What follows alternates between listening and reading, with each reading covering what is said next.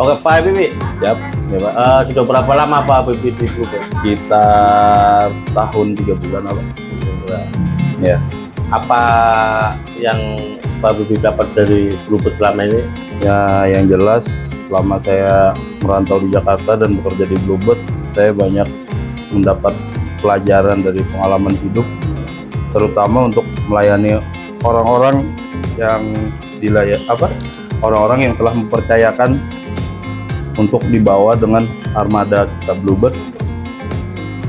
Tantangan apapun di jalan kita hadapi dengan ikhlas dan intinya selalu senyum, supaya bagaimana orang itu nyaman dengan Bluebird. Bagus. Karena saya berpikir bahwasanya walaupun istilahnya dikatakan ya nggak banyak, teman Bluebird bisa memberikan saya hidup selama saya di Jakarta, bisa Amin. buat anak-anak saya sekolah, bisa buat kebutuhan, kadang bantu ibu saya juga yang lagi sedang sakit. Itu sih Pak. Oh, cukup punya pendapatan bagaimana untuk take home pay atau income-nya? Kalau total income nih, Ya, kalau total income sih ya alhamdulillah selama ini saya sebulan tuh lebih kurang antara 7,5 sampai 8,5 juta sebulan.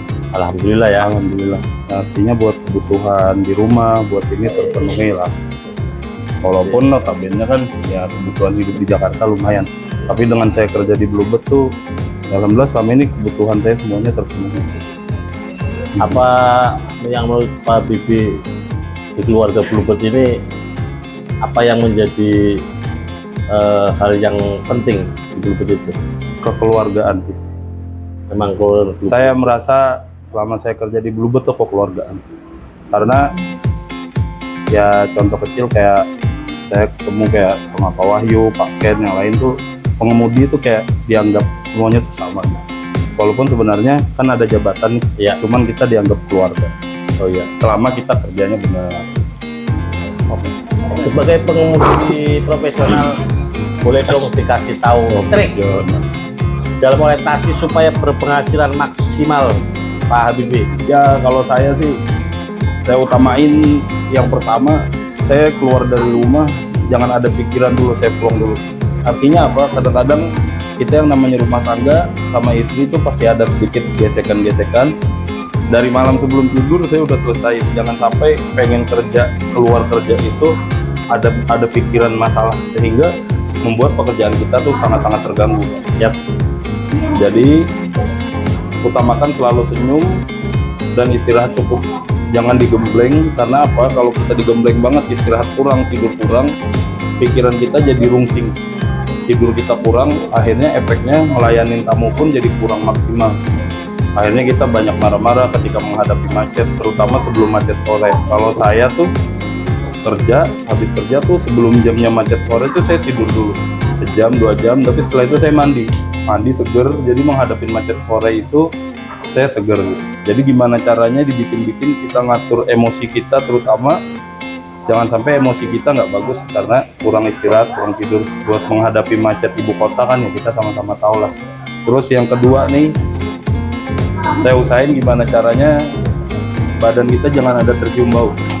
Yap. Karena dengan begitu kadang-kadang, karena pemikiran saya kerja di Bluebird itu bukan nyari penumpang tapi nyari langganan.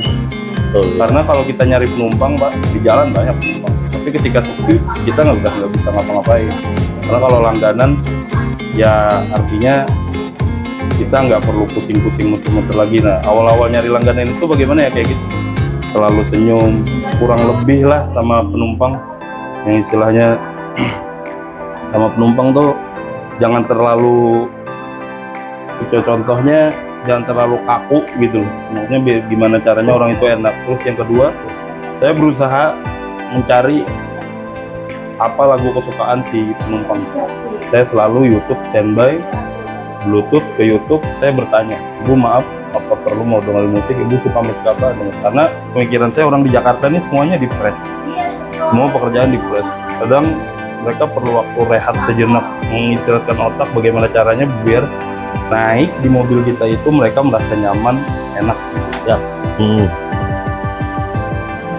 triknya jadi bagaimana berpelayanan baik secara personalize ya. Ya, Jadi kebutuhan tamu terlayani. supaya pelayanan Bahkan yang bukan kebutuhan, bukan kewajiban kita pun kita berusaha untuk melayaninya.